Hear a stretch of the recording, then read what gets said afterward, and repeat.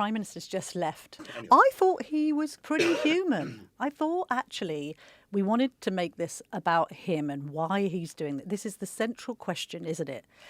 This very well-educated, very self-motivated, hard-working guy who, let's be honest, could afford to be anywhere else, is doing this. And he said that he wants to serve as an MP even if he loses for another 4 years. You've got Michael Gove and others jumping ship. The central question is, why? And I think he answered it. That's the most I've heard from him on his values, his principles. He spoke about faith, hard work, his parents. Why can't he be like this on the more public stage? I think for both of them, Rishi Sunak and Keir Starmer, they find it difficult to find that human register. It's what Margaret Thatcher had. When Margaret Thatcher spoke about her household budget was like the national budget, yes, whatever economists might say to that, but when she spoke like that, people understood what she meant. Yes. Tony Blair had that register that people understood, agree or disagree, they understood what he meant. And I think both these leaders in this election campaign struggle with that. And I think we've seen there a real example of the Prime Minister finding a little more of that register, which is a good thing. I thought the response on Boris Johnson was interesting. Yeah, we've had a chat.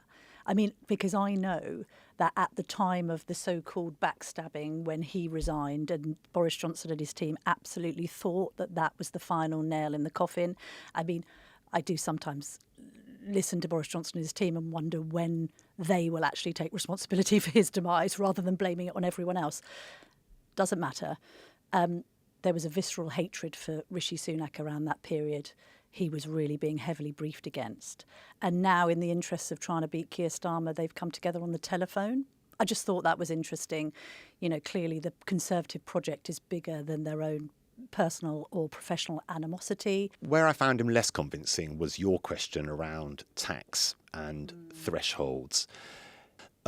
Both parties have an enormous challenge on July the 5th, whoever wins the next election, which will be around public spending. And the Conservatives, with the National Service plan and the pensions quadruple lock, the Conservatives have put in £5 billion worth of more spending, and they've fallen back on, frankly, that rather tired idea that somehow a new clampdown on tax avoidance and evasion is going to produce this magic money. I do feel a bit of the magic money tree circulating both parties, but the inability for parties to be straight with the public on raising tax thresholds in line with inflation so that what's called fiscal drag is putting up people's tax bills.